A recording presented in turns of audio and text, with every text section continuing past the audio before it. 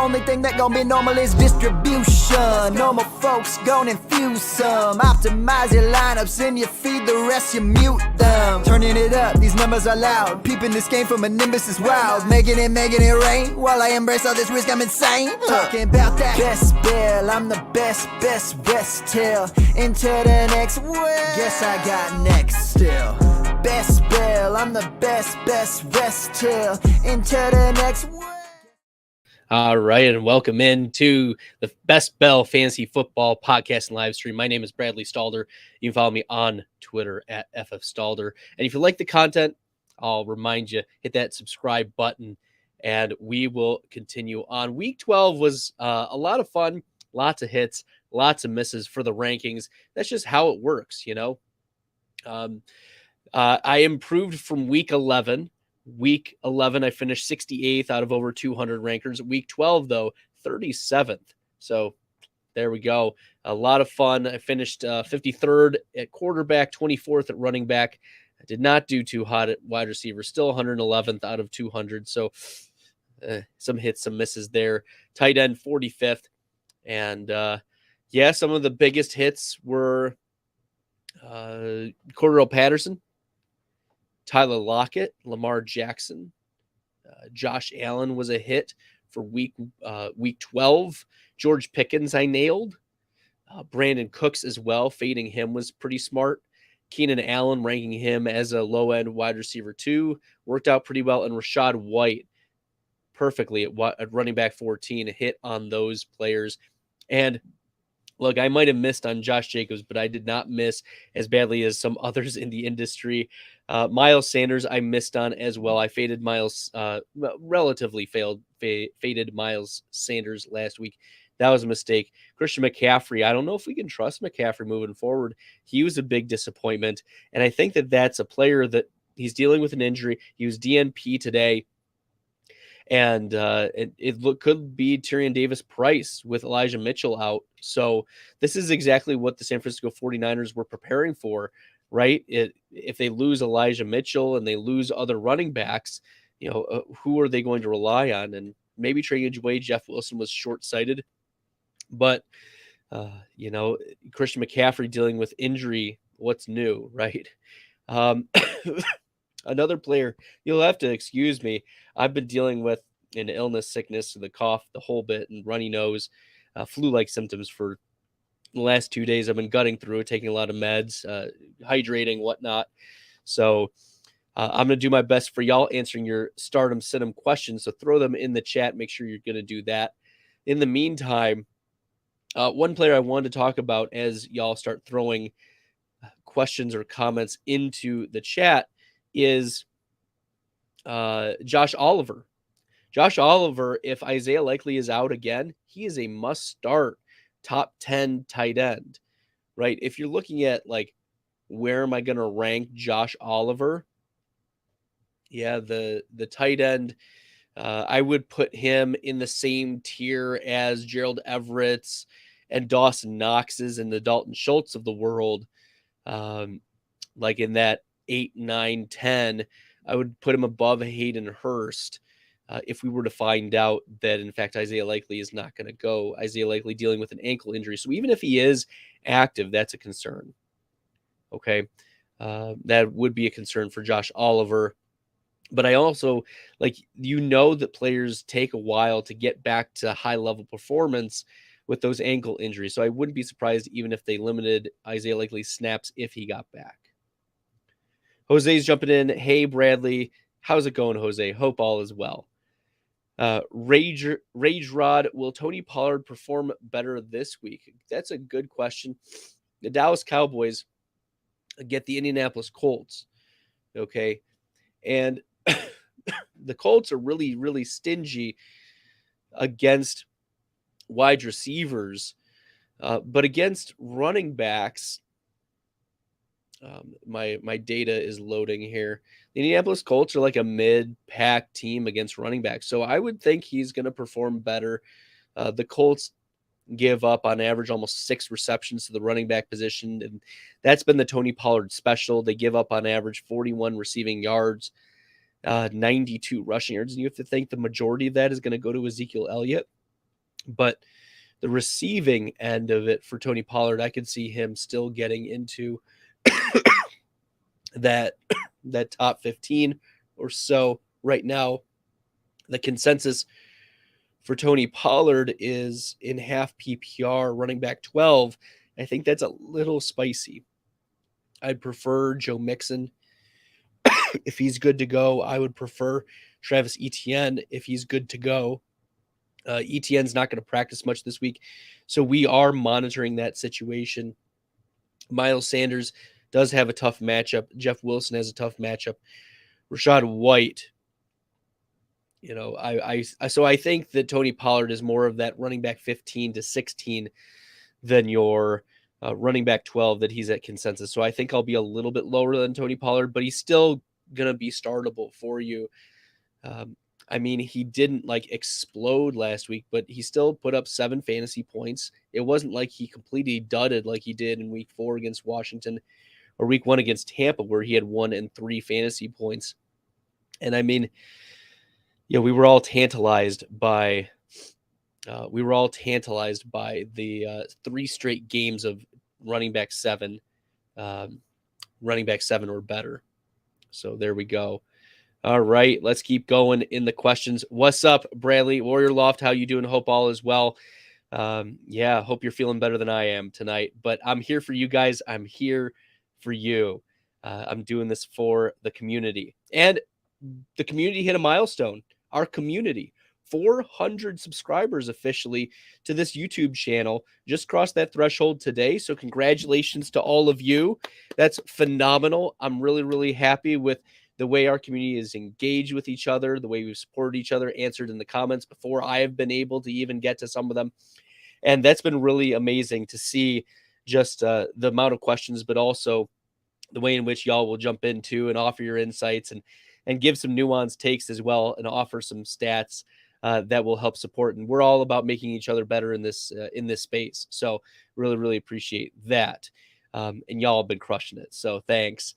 Jose asked, would you drop Khalil Shakir or Terrace Marshall for Zonovan Knight? I'd drop Khalil Shakir. Yeah, I would drop Khalil Shakir. Isaiah McKenzie was running a lot of routes. In fact, he ran, I believe, the most routes of the season last week. He set a season high in target share and targets against the Detroit Lions. Now, the New England Patriots do get the Buffalo Bills. And one of the questions in the videos, I posted a video about Deshaun Watson. We'll talk more Deshaun Watson here in a second. I see some questions about Watson in the chat as well, but I wanted to bring him up.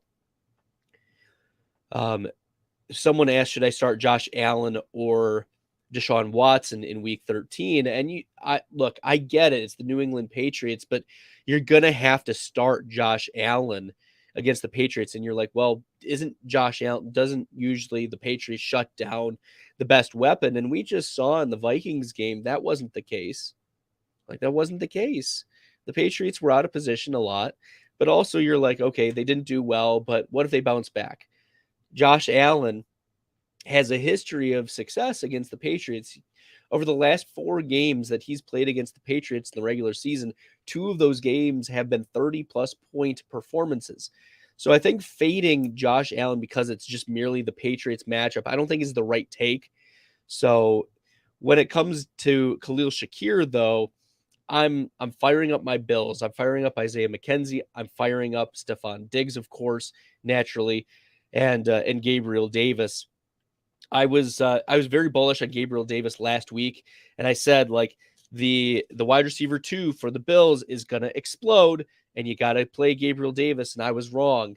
I was wrong on who the wide receiver 2 was last week, but I was right on the process, wrong on the player, and that's what sometimes you hear. And so Isaiah McKenzie had an explosive game. I would be okay with dropping Khalil Shakir to pick up Zonovan Knight. The hope is that Michael Carter plays, but the expectation, I'm not expecting that he plays. That's just a hope from Coach Saleh. And even if he does play, he's coming off an ankle injury. And I've already mentioned on the podcast and live stream earlier when talking about Isaiah Likely that these ankle injuries can be very, very limiting in the first game back from from the injury. And so we saw Zonovan Knight already have like 35-40% of the carries. I think it was 8 carries for Michael Carter and then 5 for Zonovan Knight before the injury to Michael Carter. And Carter I had pegged as a top 24 back, and that was one of my misses, but only because of the injury. Zonovan Knight finished as the running back 23 last week in place of Michael Carter, and despite Michael Carter, playing some snaps already. So this running back position for the Jets is a valuable one, and you're going to monitor. You'd rather have Zonovan Knight on your roster than on someone else's roster. So yes, I would drop Khalil Shakir for Zonovan Knight. Warrior Loft, yeah, I hope I get better too. Tomorrow, I hope I get better tomorrow because tomorrow's my birthday, so I'm a birthday guy, and I'm turning the big 3-1. Yeah, so there we go. I hope I feel better for my birthday. I hope everyone, feels better. Thanks. I appreciate it, Warrior Loft. But Warrior Loft, you have a question though. And who do you like this week? Deshaun Watson versus the Texans, Trevor Lawrence versus the Lions, or Mike White versus the Vikings? This is interesting that you bring this up, Warrior Loft, because I don't know if I should say, maybe I should. I did sign the contract already. I have a contract to work the rest of the year to write some articles for Full-Time Fantasy. And my first article should be posted tomorrow morning. And it's going to highlight all 3 of these quarterbacks. In fact, 3 of the 4 quarterbacks from the article are going to be highlighted in this question. Deshaun Watson versus the Texans, Trevor Lawrence versus the Lions, and Mike White versus the Vikings. If I'm going to rank them for week 13, which, is kind of my job, in submitting rankings to Fantasy Pros, I'm going Trevor Lawrence, number 1. I would start Trevor Lawrence first out of these 3, Mike White, and then Deshaun Watson. I'm bullish on Mike White. It's not only that he showed us what he can do against, a hapless Chicago team, sure, but what we may not realize, and this is a deep dive. Okay, let me see if I can find the stat here. I want to not speak completely out of turn, but the Vikings are a very, very generous secondary. They give up the most receiving yards to wide receivers on the season, 197.5 yards allowed. That's, as I said, that is the most. And the Vikings give up the 4th most fantasy points to the wide receivers. So if we're thinking about who is going to be downfield for the New York Jets, it's going to be Garrett Wilson. It's going to be Elijah Moore. It's going to be Corey Davis. So Corey Davis is actually a very, very sneaky, really deep, cheap play. I'm not like running out to the waiver wire to start Corey Davis, but in deeper leagues, like if I'm taking a shot on a wide receiver 5 or wide receiver 6, Corey Davis is very much on that radar against this Vikings team that, as I said, has gotten lit up in the secondary lately. But Trevor Lawrence is number 1 because of the Lions, right? The Lions give up the 3rd most fantasy points to the wide receiver position. So they are right up ahead of the Vikings in that category. And when it comes to quarterback scoring, the Detroit Lions give up 23.9 fantasy points to the quarterback position. That is the most in the NFL, but you're like, okay, the most by only a little, right? No, by a lot, by a significant margin. Okay, the difference between the Lions, so 23.9, to the Miami Dolphins, 20.2, that's the 2nd most fantasy points given up to the quarterback position, is the same difference as the Dolphins all the way down to the Washington Commanders. And the Washington Commanders, I believe, are 17th. So that's what that's the difference. Like, you go from an extreme outlier of giving up fantasy points. They give up a lot of rushing yards, and we've seen Trevor Lawrence give up rushing yards, okay, or rush pretty regularly. He's not known as like a Lamar Jackson Konami code type of quarterback, But Lawrence, he's had some rushing games and some rushing touchdowns, and I wouldn't be surprised. I wonder what the prop is for a Lamar Jackson rushing touchdown or a Trevor Lawrence rushing touchdown. Right now, the consensus for Trevor Lawrence is quarterback 9 on Fantasy Pros. I think I want to bump him up ahead of Geno Smith, who gets the Rams, ahead of Dak Prescott, who gets the Indianapolis Colts, and perhaps ahead of even Lamar and Tua, who get San Francisco and Denver. Right? I think this is a reasonable place to put Trevor Lawrence as like in the quarterback 6 realm. Like, I would not be surprised if Lawrence finishes that high. I mean, looking at what he's done, Trevor Lawrence has finished as the quarterback 5 or better 3 different times so far this season. So he's shown ceiling, he's shown upside, okay? And in what is projecting to be one of the highest over-unders in Detroit, in Ford Field, in a dome. Yeah, give me the shootout potential of Trevor Lawrence over Mike White, even though Mike White is also in a dome. Like, I could see Trevor Lawrence and Mike White being a lot closer. And then Deshaun Watson, I'm probably going to have to talk about Deshaun Watson over and over and over again. Like, allegedly what the man did was, I've gone on podcasts and I've talked about it already. But this is for fantasy, from fantasy perspective. Deshaun Watson travels to Houston, and this is a revenge game narrative, but it's been 700 days, or it will have been 700 days since it will have been 700 days since Deshaun Watson played in an NFL game. And he gets the Houston Texans. And the Houston Texans give up some of the fewest fantasy points to the quarterback position on the season. In fact, they give up the 4th fewest fantasy points to the quarterback position. And you're like, but Bradley, like, they're poorly graded secondary. Why do they not give up fantasy points to quarterbacks? They don't give up fantasy points to wide receivers either. Why is that? I don't understand how the Texans can be such a lockdown team when they've got they don't have a lot of talent in the secondary. And it's simply because, for the record, the Texans give up the 6th fewest fantasy points to the wide receiver position. But the reason why is because these games get so out of hand at the beginning of the game, and then the opposing team just rushes. Like, we saw 30-plus carries from Saquon Barkley. So this is very much a Nick Chubb game script against the Texans. I'd be firing up Nick Chubb. And that was one of my bigger hits on the week last week. I think there were only about 12 rankers who were higher than me on Nick Chubb. So, I would go, just to finish up this question from Warrior Loft, Trevor Lawrence, Mike White, and then Deshaun Watson. I think rest of season, Deshaun Watson, mid to back end quarterback 1 as he shakes off the rust.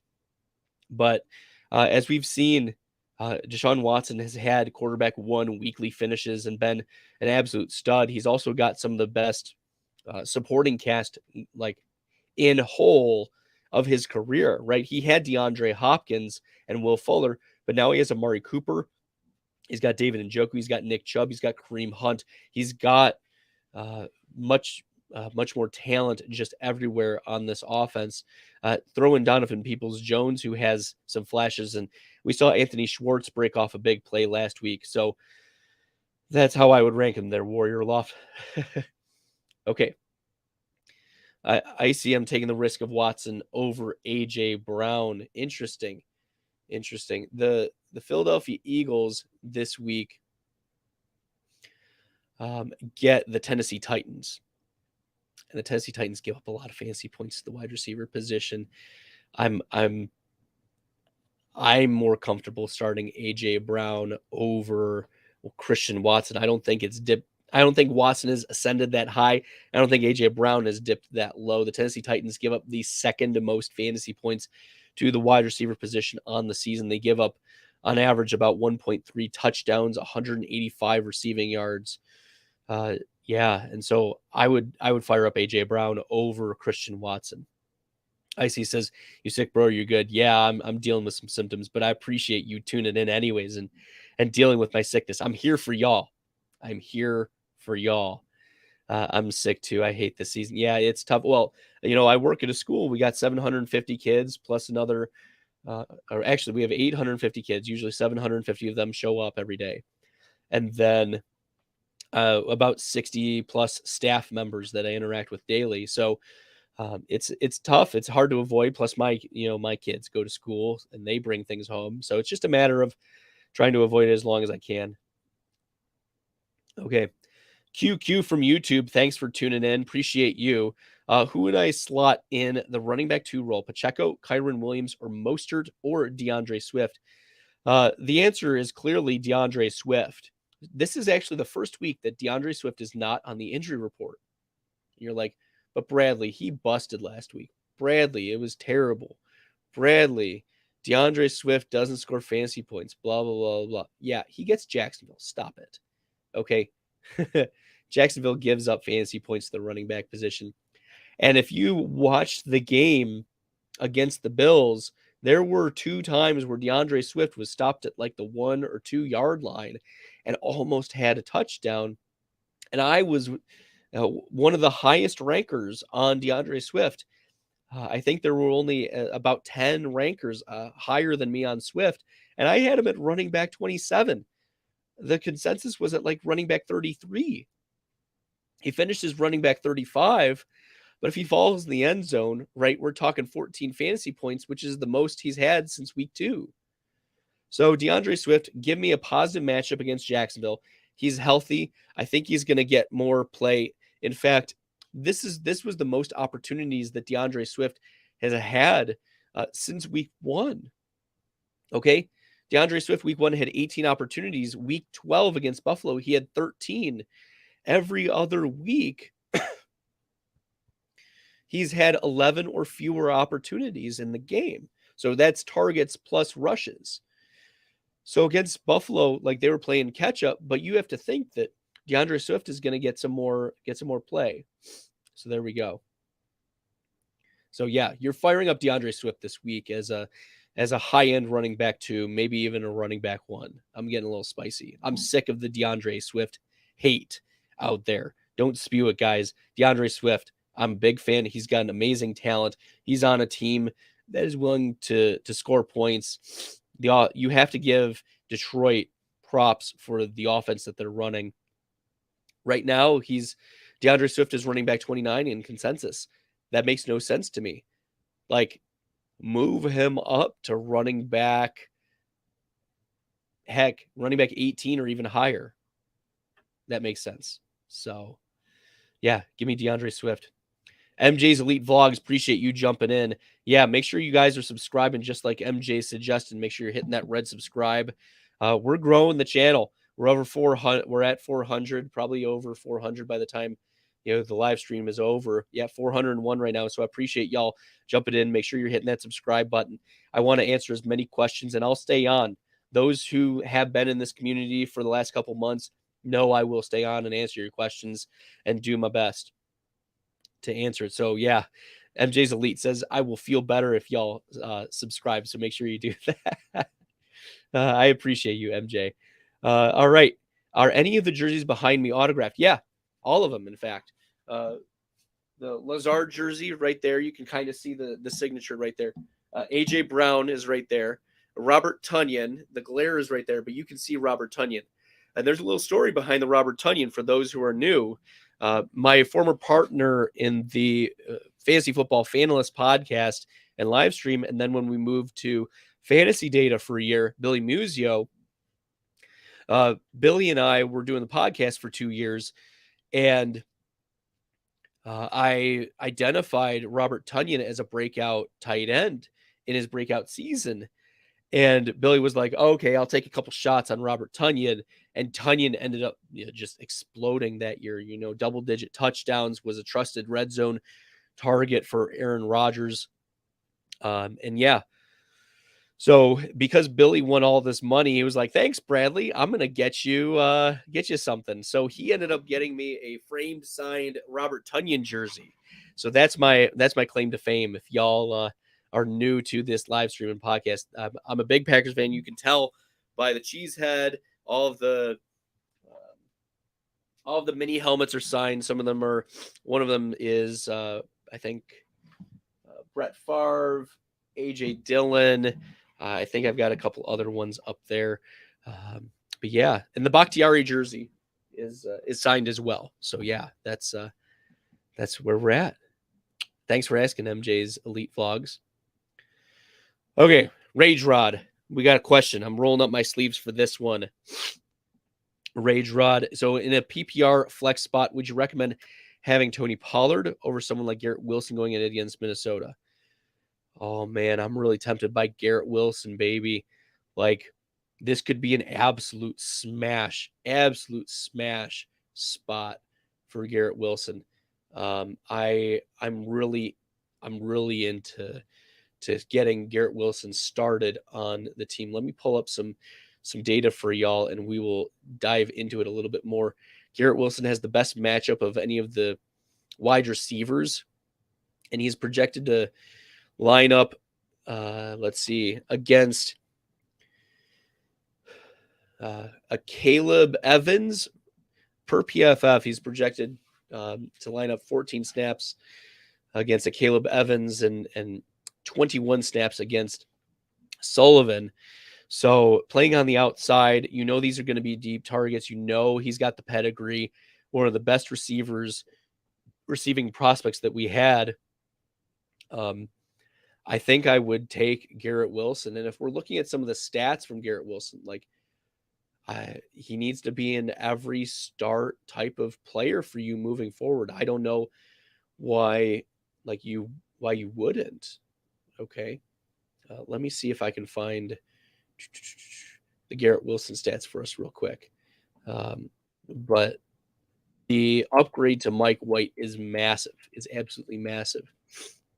Okay, so Garrett Wilson on the season, 49 receptions, 79 targets, 628 receiving yards. He's the wide receiver 31 fantasy points per game, but he's the wide receiver 22 in total fantasy points. If we look at his game log, right, he's had a wide receiver 6 finish week 2 against Greg Newsome, where he only played 63% of snaps. But Garrett Wilson has played 80% of snaps or more every game since week 8. And during that time, wide receiver 15, wide receiver 11, wide receiver 76 when, it was New England. Yikes.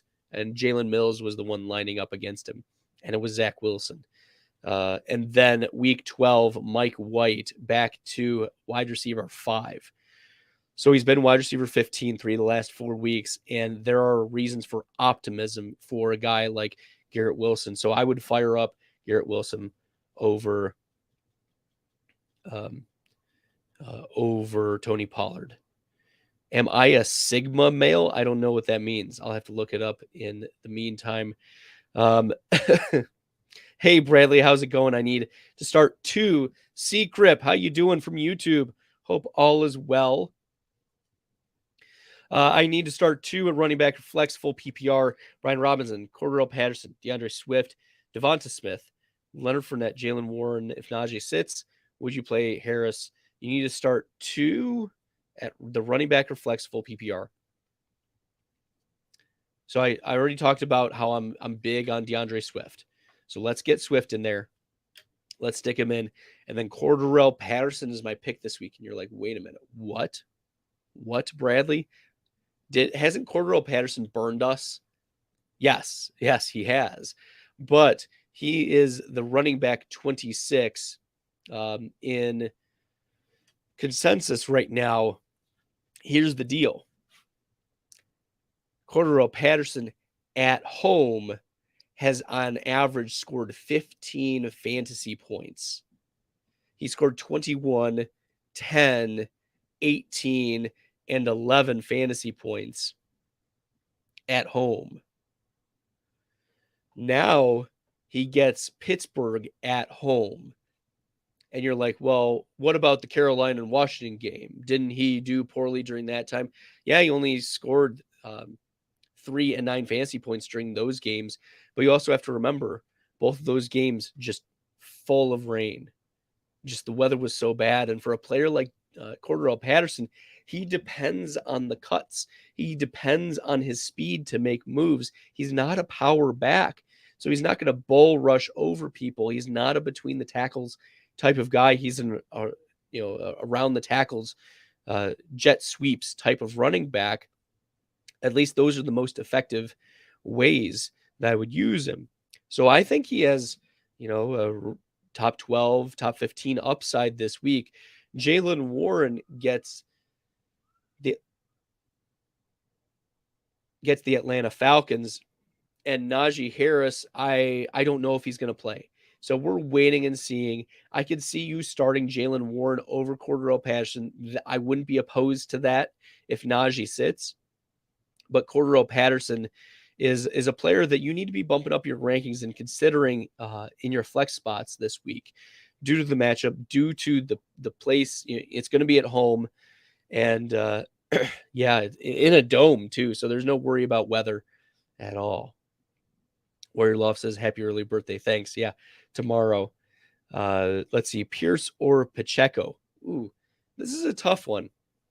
This is a tough one because Pierce gets one of the worst running back matchups in Cleveland. Cleveland, I believe, gives up the second most. Is it the most now? Has that been updated? I know they were giving up the second most fantasy points going into week 12. But going into week 13, let's see, half PPR running backs. It's still the Texans by 1.5, but the Browns are a close second at 26 fantasy points per game. I think this is going to be a lower scoring game than what DraftKings has this projected at. I believe it's 47 right now is the over under per DraftKings Sportsbook. So I'm a little hesitant to get super excited about Pierce because of what he's done the last 2 weeks. But if you're firing up Pierce, it's going to be this week against a really, really plus matchup against Cleveland. That's also why I think you're going to have to lower expectations a little bit for Deshaun Watson. If Houston starts running all over Cleveland and Cleveland starts running all over Houston, this could be, a clock drained game and not many pass attempts. Like Deshaun Watson in his career has had games where he's only thrown like 25 passes in a game. So there we go. Now to talk about Pacheco at Cincinnati, I think I would lean Pierce over Pacheco. Yeah, I would lean that way, given the matchup for Pierce. And Cincinnati is, I know they're really tough against quarterbacks, but let me pull up the running backs, the running back spot. Yeah, Cincinnati's middle of the pack. So it's not a plus or minus matchup for Pacheco. I would go Pierce, given how close it is. Yeah, Warrior Loft, congratulations on your article deal. Thank you. I appreciate it. Congrats on writing for full time. We'll read each one. Yeah, so I'll be doing a couple articles rest of the season for them. And then we'll see what happens from there. But I really love this channel. I really love the community we've been building. So yeah, I just like for fantasy data, I write an article every Friday and Top Prop Fantasy as well. I drop articles for them. So make sure you're checking those out. I try to tweet those out when they drop. And so that's why you should follow me on Twitter at FFStalder. And then also I talk about a lot of the content, here on the podcast. So make sure you're hitting that red subscribe button right there if you are new. Yeah, thanks, QQ. Appreciate you. Warrior Loft says Mike White looks really poised in the pocket. Yeah, he seems to be making really good decisions. 3 big weapons. Yeah, same as the Lions. So I do like Mike White this week. I think he is a viable streaming quarterback if you are in need of one. Yeah. Should I trade McCaffrey for a medium RB plus some receivers like Lockett or Evans? Yeah, so if you can get McCaffrey for Lockett, and Lockett has played well lately. Let's pull up some Lockett stats because Lockett was a player I was saying time and again this offseason, he just jumped off the charts as an ADP value. I said, it doesn't matter how bad Geno Smith is. And in fact, Geno Smith was pretty good last year. In fact, I put out a whole thread of tweets about Geno Smith, and he ended up retweeting one of them where it was like he was actually top 12, top 15, and these stats in the snaps that he played last year. So Tyler Lockett right now, he gets the LA Rams. He's the consensus wide receiver 19 on the week. And he hasn't played the Rams yet, but he's finished as the wide receiver 28 or better. And what is that? 1, 2, 3, 4, 6 of the last 8 games. Yeah, 6 of the last 8 games for Tyler Lockett. He's been a tremendous, tremendous flex wide receiver 2 value for you that you were getting in the 8th, 9th, even 10th rounds some places because the fear of Geno Smith. When if you were actually digging into the stats and seeing from the data that I was talking about in the offseason, Geno Smith was a viable play. Okay. So yes, you should be, I think you should be willing to downgrade some McCaffrey because McCaffrey is now competing with Deebo Samuel for the same type of targets. You've seen both of their target shares get diminished because they're low ADOT. They're close to the line of scrimmage. They're the same. And this is what I said after the McCaffrey take. Ayuk is going to stay pretty much the same. Deebo is going to get hurt a little bit by this, and McCaffrey is not going to be exactly a league winner. So there we go. Let's see. Who are some running backs that you could go get for McCaffrey? I think if you could get Rachaad White plus Lockett for someone who loves McCaffrey, I don't know if that's viable. It depends on the manager, right? Or Lockett, and if someone is really low, it seems like consensus is really low on DeAndre Swift. Go get DeAndre Swift. Go get DeAndre Swift. Trade for DeAndre Swift. Okay. Those are two of the bigger targets that I would make is Rachaad White and DeAndre Swift, the pass catching running back profiles. Oh, Warrior Loft, thanks for breaking down the points. Yeah, appreciate you for tuning in and joining in the live stream. Serendipity trick shots, Moreau or Kemmer? Moreau or Knox? Komet. Moreau or Komet. And right now, Foster Moreau is the consensus tight end 10 against the Chargers. And Cole Komet is the consensus tight end 14 against the Packers. The Packers typically don't give up any fantasy points to the tight end position. Cole Komet, last time he played Green Bay, 1 target, no receptions. And if Justin Fields doesn't play, like how can you fire up Komet with any level of confidence? You know, he played against the Jets, 3 targets, 27 receiving yards on 6 targets. He finishes the tight end 24. Yeah, give me Foster Moreau. Give me Foster Moreau. Yeah, Foster Moreau, Komet. There we go. Whew. There we go. We're making it through. I'm doing my best for y'all. As you can tell, I'm gutting through it, but this is for you guys, okay? Carr or Mike White? Roth, Tiberius Kane with the heavy hitting question. Quarterback start. Do we go with Carr or Mike White? Well, the consensus for Mike White is quarterback 17, which is too low. And Derek Carr right now is the consensus 13. Derek Carr has been the quarterback 10 each of the last 2 weeks. He's thrown for 295 and 307 passing yards. He's had at least 2 passing touchdowns in each of those games against Denver and Seattle. But he gets the LA Chargers, and this could very much turn into a shootout. The Raiders Chargers game is an over-under of 50.5, whereas the Jets Vikings is 44.5. So there is lowered optimism for a shootout. I would lean Carr over Mike White, but I could see Mike White outscoring him. Like, it's within the range of outcomes. I think this is a you have to lean with what the sportsbooks are expecting. Like, there's a full touchdown difference in the games. So, and it's going to be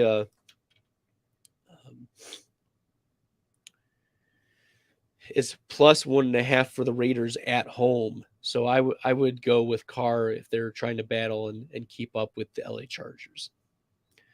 Should I drop Pierce for Warren? If you're talking Alec Pierce, no. Or yes, you should drop Alec Pierce for Warren.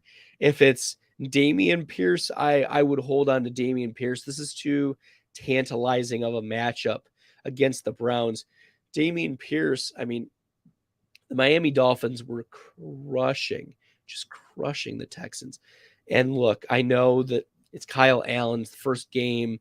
It's at home against the Miami Dolphins, but you have to expect a better game in Houston against the Browns defense that gives up a lot of fantasy points. But if we hear that Najee Harris is out, that might be very, very interesting for firing up Jaylen Warren against the Atlanta Falcons. Okay. Serendipity Trick Shots asks, what's the best website for Trade Analyzer and who to start? Thanks. Love the streams. Appreciate you, Serendipity Trick Shots. For the Trade Analyzers, I usually only use those for Dynasty. I flip between 3 of them. Dynasty Trade Calculator, the Roto Underworld Trade Calculator, and the third one is, where is it? Keep Trade Cut. So those are the 3. And usually I get a sense, I have a sense myself of like, how close am I? And then I also want to know how the market is feeling about particular players so that I don't overpay or underpay, or that I can maybe try to nuance what the other team is doing. But as for in season, like, that's kind of a more nuanced one where you have to worry about roster construction more. You have to worry about upside and individual weekly matchups more. Whereas for Dynasty, like, unless you are trading constantly, you're playing the players that you have. And so the only way to change that, like, there's not usually deep waivers. So you can usually pick up like a running back 2 or a flex play, a rookie wide receiver that was left for dead on the waiver wire that is somehow hitting and getting a bigger target share. Like, those are the types of things that I'm doing in my redraft leagues, is hitting the waiver wire a little bit harder in those types of leagues, and using the trade calculators as not as a look other manager, you need to accept this, but almost as a check for myself that, yes, I can understand a little bit better about the market value for this player, and has this player improved or has this player lost value? How does the public perceive? Because it's one thing for me to have an opinion on a player. It's another thing for the market to have an opinion on a player. And where is that gap? Is it a significant gap? Is that gap something I can leverage in trades? So good question, Serendipity Trick Shots. Appreciate you jumping in. Rage Rod, thanks for the advice. Dropped a sub. Thank you, Rage Rod. Appreciate you jumping in. Appreciate you subbing. And if you haven't already subbed, make sure you do. Make sure you're hitting that red subscribe button right there, okay? For those who are new. For those who are veterans returning, appreciate you jumping in and returning to the community. It's a lot of fun having you talking stardom situms, talking roster construction, talking all things fantasy football as we get prepared for week 13 and beyond. QQ, who would you drop, Jameson Williams or Kyren Williams? Do I have to drop them? Please, QQ. Please. Like, Jameson Williams is like a week 15 smash play or week 17 possible league winner. You know, if we're talking about Detroit's matchups, right? He's supposed to get his start in Jacksonville week 13. Fine. Then, so he might get eased in or he might go full speed this week. We just don't know for Jameson Williams. But he gets Minnesota week 14. As I've talked about, Minnesota is a plus matchup, and that could look really nice for Jameson Williams. And it doesn't matter because it's in a dome for Minnesota and Detroit. So they're going to be at Detroit. And then week 15 and 16, the Jets at New York, or at New Jersey, I suppose, and then at Carolina week 16. But then he gets the Bears at Ford Field in week 17. Oh, baby. oh, baby, Jameson Williams could be that one flex play week 17. I really don't want to get rid of him, but I'm not starting him this week unless, I have a really deep league and I need a flex consideration with high upside. Like Jameson Williams is a boom bust wide receiver this week, and I lean the bust, but it's within the range of outcomes that you're just going to absolutely torch the Jacksonville Jaguars this week. And then flipping to Kyren Williams. Williams has been increasing his snap share, over the last few weeks. He's been a very popular waiver wire talking point for me on this live stream and podcast. The Notre Dame Homer. For those who are new to the live stream, I went to the University of Notre Dame for graduate school to get my master's in education, focusing on math education.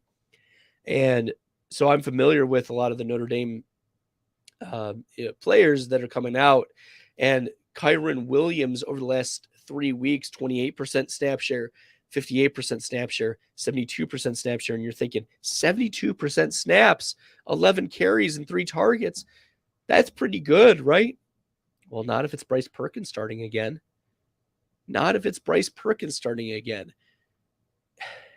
Yeah, that's frustrating because he only had 60 total yards and finished as the running back 35. So as long as Bryce Perkins is the starting quarterback and Matthew Stafford, there have been some really negative reports about Stafford. There have been reports that he's had tingling in his legs and extremities, that he is still in the concussion protocol. He is significantly questionable for this week. I would not depend on Matthew Stafford in a Superflex league this week. I wouldn't expect him to come back. And this Rams team squares off against the Seattle Seahawks. So, unless you really need that running back start, I would stash Jameson Williams over Kyren Williams for right now. Appreciate the question, QQ. Hey, Bradley. Hey, Larry M. Appreciate you jumping in from YouTube. Hope all is well with you. Hope you're doing better than me because I sound sick as a dog right now. But hey, need a flex PPR, Rachaad White, Jeff Wilson, Pittman, Devonta Smith. Thank you. You're starting Diggs, starting ETN. Yeah, I think that's a tough one. Right now, Rachaad White is the consensus running back. Well, I moved it around a little bit. He's the consensus running back 17. Jeff Wilson is like the consensus 19 right now, so you have to lean Rachaad White over Jeff Wilson, especially given that Leonard Fournette may not be back for this week. We don't know. If Leonard Fournette is back, I think you're going to have to start Jeff Wilson unless we get word that Jeff Wilson is not ready to go.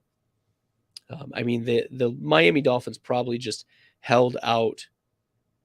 He was held out for cramping and the game was out of reach. So Jeff Wilson is behind Rachaad White unless Leonard Fournette plays. Pittman for the Indianapolis Colts. The Colts take on the Dallas Cowboys, and you're fading Pittman this week. Dallas Cowboys are one of the toughest defenses. They force so many turnovers. I think they're 3rd or 4th in total team defense turnovers forced. They put a lot of pressure on the quarterback. If you look at the offensive line, defensive line matchups, it is just so in favor of Dallas. It's a 23% PFF projected advantage. The Dallas or actually, hold on. Let me get this correct for y'all. Dallas does have an advantage over Indianapolis. Dallas has an 18% sack conversion rate, which is what is that, 5th or 6th highest among all defenses. Dallas also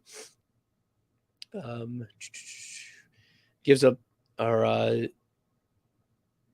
they're really tough based on the PFF grades that I see here. So especially from a passing pass block perspective, this defense is really, really tough. So I would not be, optimistic about Pittman this week. You had to have been optimistic about Pittman last week. The Steelers were one of the most plus matchups in the secondary. I had mentioned that in some of the comments on the YouTube videos about Paris Campbell, and I was like, oh, I want Paris Campbell to hit, and he's just not hitting. So frustrating. But Michael Pittman is one of the fades for me this week. He falls outside the top 20 of wide receivers for me. And Devonta Smith also falls outside the top 20. Give me AJ Brown. Smith is also popped up on the injury report. He's questionable, limited with a groin injury. So that's something worth monitoring. And if Smith can't go, I mean, we're firing up AJ Brown as a mid-pack wide receiver one anyways. So I would go in the full flex PPR. I'd probably go Rachaad White. Rachaad White had 9 receptions, 9 targets in this past game against the Cleveland Browns, and he ran the ball effectively at a 35-yard rush against the Browns as well. So I would go with Rachaad White in looking through those players. Is Odell a good pickup? Probably not. Real talk. Probably not. Do I like Amari Cooper? Season long, yes. Week 13, probably not. As I said, the Houston Texans give up some of the fewest fantasy points to the wide receiver position. This is projecting to be a Nick Chubb game. He may get hit for a couple deep throws. Deshaun Watson wants to throw for 400 yards against his former team. But I wonder if that's just not in the game plan. Stefanski is a very conservative coach when it comes to, play calling and is willing to use Nick Chubb a lot and Kareem Hunt a lot. So this is one of those, like, could Amari Cooper go like 3 for 90 and a touchdown? Yeah. And then he would pay off. But rest of season with Deshaun Watson, there are some plus matchups rest of season that would connect not just Deshaun Watson to Amari Cooper, but also Watson to Njoku and Watson to Donovan Peoples-Jones for some boom games. Kyrie Condones, appreciate you jumping in from YouTube. Thanks so much for that. I hope you're doing better than I am, but it looks like you're also not in a good spot. You panicked on CMC, as you should be. Christian McCaffrey, we should be worried right now. Christian McCaffrey is the consensus running back 7.5 PPR, and I think that's too high. I think that's too high for Christian McCaffrey. Let me pull up his stats. We have to be concerned, I think, for CMC because his usage just isn't what he was getting. Right? If we look at what he was doing in Carolina, weeks 1 through 6, 79%, 93%, 83%, 86%, 84%, 86% of snaps when he was with Carolina. Fast forward to week 8, 10, 11, and 12, 78%, 63%, 69%, 64%. These would have all been the lowest of the season if he had played on Carolina. Yes, he's had 9, 6, 7, and 6 targets. And his 40-point game was really, really, really nice against the Rams. But you have to remember, I think that game Debo was out, okay? And that's where he would, like, if Debo misses a game, Christian McCaffrey running back 1 overall. If Christian McCaffrey misses, Debo Samuel becomes a wide receiver 1. But as long as they're both eating into each other, like we're looking at a running back 10 to 15 for Christian McCaffrey, with a floor of what we saw this past week against New Orleans, where he finishes the running back 38. And then Debo Samuel has not been faring very well. If you're fading someone even harder, it has to be Debo Samuel. Because weeks 10, 11, and 12, Samuel, 6 targets, 9 targets, 7 targets, but was only able to convert those into 2, 7, and 3 receptions for a total of 124 yards over the course of 3 games. That's 41 yards per game. These are, Billy used to call me the Rain Man because I could do all the math in my head that quickly. But I mean, this has been 2 out of the last 3 games where Deebo Samuel's finished with less than 7.5 PPR fantasy points. So you should be worried about CMC, but you should be more worried about Deebo Samuel. Sports verse SF from YouTube. Thanks for tuning in. Thanks for your question. Appreciate you jumping in. Should I do Amari Cooper and CMC for Taylor Lockett and Peoples-Jones? I don't hate that. I mean, looking at what Jonathan Taylor has done over the last couple weeks, weeks 10, 11, and 12, Taylor's gotten 20 or more carries. He's gotten 2 or more red zone carries. He's gotten, 2, 4, and 4 targets. He's had 94 or more total yards and a touchdown in every game. He's finished at worst the running back 13 in PPR, and we saw the running back 1 overall in week 10. So I'm good with the Jonathan Taylor for CMC swap, the Lockett for Cooper swap, and then getting DPJ sprinkled in as a possible spike week later on. Yeah, there we go. I like that. C-Crip, appreciate you following up. It's my birthday tomorrow, so happy birthday to me. Thanks. December 1st. It's a good birthday. It's a birthday month. I share a birthday month with Jesus, so there you go. I got a quarterback start sit question. Trevor Lawrence or Justin Fields if he plays? I think you got to go Trevor Lawrence, right? The Bears are very hesitant to put Fields on the field. And if they put him on the field, everyone's going to be waiting with bated breath of, is Fields going to take another hit that's going to re-aggravate his shoulder injury, right? And Chicago this week gets the Green Bay Packers, and the Packers, they've struggled in the secondary a little bit lately, but they've also had, some bottled up games lately. So there we go. I would play Trevor Lawrence with the security of knowing you're getting a real plus matchup in a dome, right? You're playing this Green Bay Chicago game is in Chicago. The weather this time of year, it's December, it's windy, it's wet, it's going to probably be cold and nasty. So I'm monitoring the weather reports too. There's just too much to monitor. Just put Trevor Lawrence in your gosh darn lineup, secret.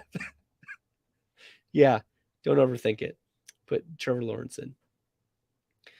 Okay, the only way I'd be able to keep both Williams is if I drop either the Jets or the Steelers defense. Well, let's talk about defense, special teams, rest of season.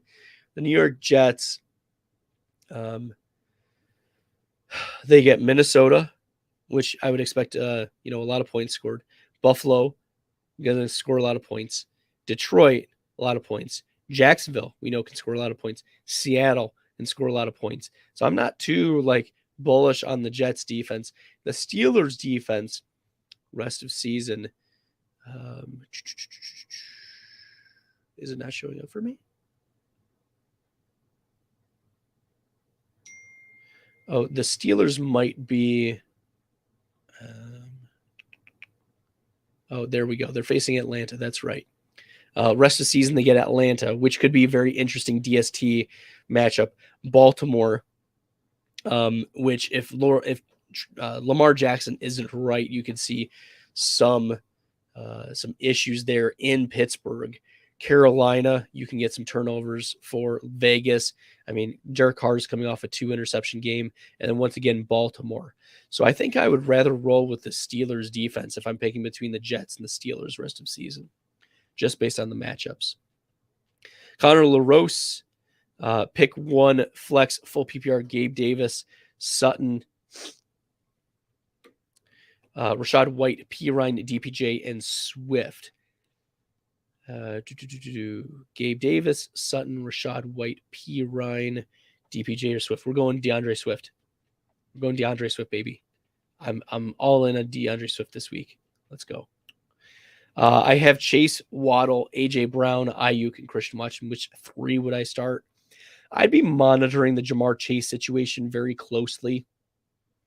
I wasn't able to read in depth the Twitter thread that was sent out from the interview of Jamar Chase following the injury, but it looks like he's in line to play against Kansas City. I do want to play, Tua gets the 49ers, and I'm not too worried about, this San Francisco defense. I'm playing Tua this week probably against San Francisco. So I'm playing Waddle. Let's see. AJ Brown, you're starting this week. Brandon Ayuk. I would go with Christian Watson over Ayuk. That's how I would go. Waddle, Brown, and then Christian Watson. That's who I would have. Just give Jamar Chase one more week while he's healthy. What are your top 5 wide receivers for the week? Okay, well, let me pull up the rankings right now, and it looks like Stephon Diggs, is going to be up there against New England. He's going to get fired up. Devontae Adams against the Chargers. Tyreek Hill against San Francisco. Justin Jefferson, of course. And then I'm going to be a little spicy, and I'm on Ross St. Brown. I want to see this Detroit Lions offense get rolling. I'm pretty bullish on Amon-Ra. It's going to be between him and A.J. Brown. I need to figure out which Brown I want to put in my top 5. But I do want to start Amon-Ra St. Brown with confidence here. Taylor or CMC? That's tough. I would go Taylor rest of season. I have Foster Moreau rostered. Is Darren Waller coming back this season before the fantasy playoffs? Probably not. So which waiver wire tight end should I pivot to? Just hold on to Foster Moreau. Hold on. Baby, hold on. If you want to take a deep cut on Robert Tonyan this week, Chicago Bears are a plus matchup. But if Josh Oliver is out there and Isaiah Likely is out, I would start Josh Oliver over Foster Moreau and over Tonyan this week if we find out Likely is out. Ryan N., I'll have to come back to your kicker question. I haven't updated the kicker rankings yet. I was pretty sick last night, so I haven't done the kicker rankings. Sorry, bud. So you'll have to ask me when I do another live stream later on this week, okay? Don't forget, because I do want to answer it. I just haven't updated it yet. And then Ryan N., last question, Etienne, Rashad, Jeff Wilson, or Pierce. Full PPR, Pierce is not the answer. He doesn't get a lot of receptions. Jeff Wilson is interesting. This could be a much more, this is a revenge game narrative, right? For Jeff Wilson against San Francisco, traded away only to face him a couple weeks later. Etienne, I'm very bullish on. I've moved Etienne ahead of Jeff Wilson. And Rashad White, I have ahead of Jeff Wilson as well. So if I'm ranking them for right now, it's Etienne, Rashad White, and then Jeff Wilson. And then Dameon Pierce. Do I like Hollywood Brown this week? Yeah, looking forward. Yeah, you have to like what Hollywood Brown did, right? Marquise Brown. Looking up the stats, but he played a lot of the snaps. There was worries, he's not going to play a lot of snaps. He's going to be on a pitch count, blah, blah, blah. It's all BS. Those are my initials, by the way, so I can use that. This is a PG. I try to keep a PG as much as I can. I've had one or two guests drop F-bombs here and there, but I try to keep it as PG as I can. Mostly because, I want my kids to be able to watch these in years past and just be like, yeah, my dad, this is what I talk about. But nevertheless, but it is BS that he was on a snap count. 98.4% of snaps. Serendipity trick shots. 98.4% of snaps. He had 8 targets in this game. 46 receiving yards. That's kind of deceiving. He had 6 receptions, 88 air yards. I am firing up Hollywood Brown as a flex play moving forward. I'm pretty bullish on that. Yeah, Ryan N. saying feel better. Yeah, I hope I do. I'm probably going to have to take some meds after the live stream just to make sure I'm doing okay. But this is for you guys. I'm here for you and the community. If you haven't hit that subscribe button, make sure you do. Make sure you hit that red subscribe button, especially if you are new to the community. We just hit the 400 subscriber threshold today. So thank you. Y'all have been crushing it in the community. So I just want to continue to pump out content for y'all because this is a lot of fun for me. Brings me a lot of life, as you can tell. And then I know it's always good for you guys. And I'll continue to do live streams throughout the off season as well here on the Best Bell Fantasy podcast live stream. And then I'm trying to get some new things in. I've got a few guests. I'm hoping to get a guest to come on Friday and another guest to come on Saturday. And then I will be guesting on the Goat District podcast next week, hopefully on Tuesday. I think it's Tuesday the 6th. But yeah, so there you go. Joaquin de la Guardia from YouTube, Gus Edwards or Juju this week. You have to be a little concerned about Juju Smith-Schuster in this first week back from the concussion. He only played 34% of snaps, right? He only ran 17 routes, 3 targets, 3 receptions, 38 yards. He was a top 8 wide receiver in week 7, 6, 7, and 9, but he left the Jacksonville game early with a concussion. He missed week 11, and then in week 12 was limited snaps. And I wonder if they're going to limit his snaps again. Give me Gus Edwards this week, given the volume. He's clearly the running back over Kenyon Drake that you want. Okay, C-Crip, need a flex for my other league. Pierce, Watson, Olave, full PPR. You're firing up Olave. You're firing up Olave, baby. Yeah, let's go Olave. I love Olave. Let's go. I will almost always go Olave. I'm a big Olave stan. Not just because I rooted for Ohio State in the game, but also this guy is amazing. And if they got him a good quarterback and not just Andy Dalton, I mean, we could be looking at some of the more ceiling weeks that Garrett Wilson is putting up. Felipe Zuniga, I'm sorry if I'm mispronouncing that. I apologize. Make sure that you hit that subscribe button, though, if I got it, or if I pronounced it right. If I didn't, you can unsubscribe. That's fine by me. Or you can let me know how it's actually pronounced, and I'll do my best in the future. I'm here about learning, too. So questions about Mike Williams. You're not starting Mike Williams until he plays a full game back, and I want to see it so he doesn't re-aggravate his ankle injury. Same thing with Jamar Chase. I wonder if the Bengals are gonna. They've been playing it pretty conservative with him, and I wonder if they're going to limit his snap count against Kansas City, especially if the game is still competitive. Like if the game is out of hand completely, then they may just completely make him a 0. So there we go. I'm starting Barkley and Monty at running back. Okay, that sounds good. I mean, Monty against the Green Bay Packers last time. David Montgomery was, let me pull it up here. Last time Montgomery was the running back 8. He went 15 for 122, had 2 receptions for 14 yards. He was the running back 8. So yeah, you should fire up Barkley and Monty. Questions about Zonovan Knight. Felipe, I would ask that you check out the couple videos I posted about Zonovan Knight on the YouTube channel. He is a player that is going to get run in this Jets backfield.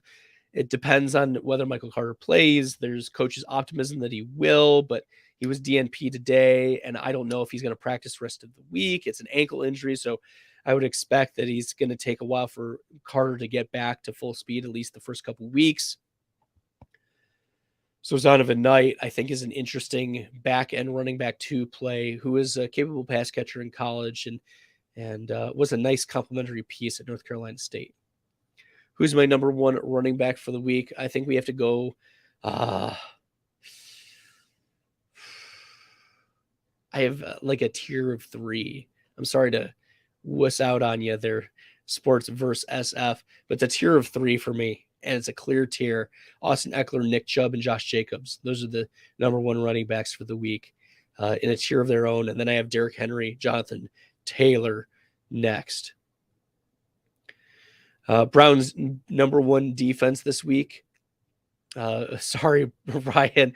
I haven't updated the defense special teams either, but there we go. Yeah, the Cleveland Browns should be, near the top, but they also do give up a lot of rushing yards. Kyle Allen was not very good though, so this could be a bloodbath maybe. We'll see. Debo or Christian Watson?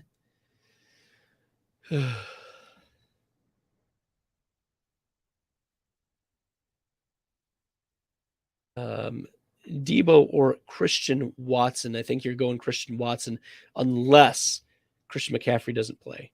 Then I would start Debo.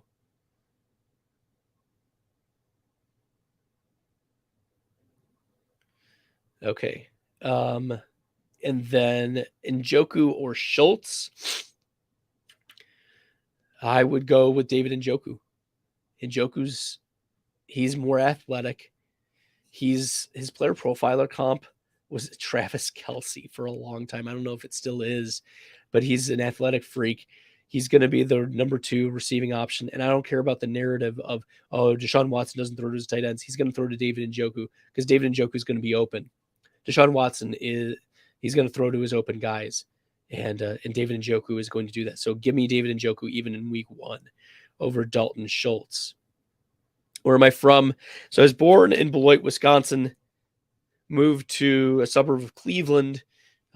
So I would, and I was a Packers fan because I was born in Wisconsin. We lived in Illinois for a few years. The closer hospital was in Wisconsin. But when we moved to Cleveland, it was the couple years gap where the Cleveland Browns didn't exist. And so in my youth, it was the Brett Favre show, right? So you got to root for Brett Favre, at least as a Packers fan when he was playing for the Packers. And then Aaron Rodgers, there's been, no reasons to root against his performance so far. So, and now I live just outside of Detroit. Yeah. I'm a big Green Bay fan, and I've been very critical of some of the things that they've been doing. And they've come to fruition. Like I was totally out in the Amari Rodgers pick. I thought that was a wasted pick. I thought Amari Rodgers would be a nice NFL player, but not a fantasy player at all. And he ends up getting cut, a year and a half in. I wrote a fantasy data article on him, and boy, does that look good right now. Did I look up Sigma yet? Yeah, I assume a social role and professional situation. Introvert. Yeah, I'm a total introvert. Absolutely. Lead without exerting authority. Yeah, I try not to be super bossy, stay outside the social hierarchy by choice. Don't conform to expectations of society. I guess I'm not too popular, but it's okay. But there we go. We're getting to the bitter end of it. And I should use the song JPB. I actually got my own Best Bell song made by Gabe Gearing. Shout out to him. It's a banger intro. And I love, including it everywhere. I'm trying to get the audio of it as well to interweave riffs and whatnot. But if you want to, MJ's Elite, if you want to comment on one of the videos that I posted on the YouTube channel, a link to it, let me know and I'll take a look at it. Okay.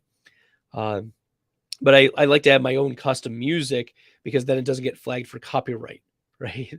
Because YouTube is a little stinker about that. Cleveland, Washington, Tampa, or Pittsburgh defense. Ryan, ask these questions later on in the week for the live stream. I don't think any of these teams play on Thursday, so I think you can wait just a little bit while I, heal up and get those rankings updated. I appreciate your vigor and enthusiasm for asking, though, so don't quit. But you'll have to give me time to update that. All right, everyone. Well, this has been a 75-minute live stream. I appreciate y'all jumping in, and this has been a lot of fun. Celebrate. I hope you're celebrating the beginning of December tomorrow with a lot of snow and happiness and cold. I always wish on my birthday that it snows. So that and Christmas, I always hope it snows. That's my Christmas wish, is that it snows on Christmas, right? One can only hope. The childhood boyish magic is there. But nevertheless, thanks everyone for tuning in. Good luck with your Thursday night. Stardom Siddums, good luck with your Thursday night matchups, the Bills versus New England Patriots. And until next time, good luck in the fantasy football streets, everyone. I embrace all this risk, I'm insane. Talking about that best bill, I'm the best till into the next world. Guess I got next still. Best bill, I'm the best till into the next world. Guess I got next still. I embrace all this risk, I'm insane.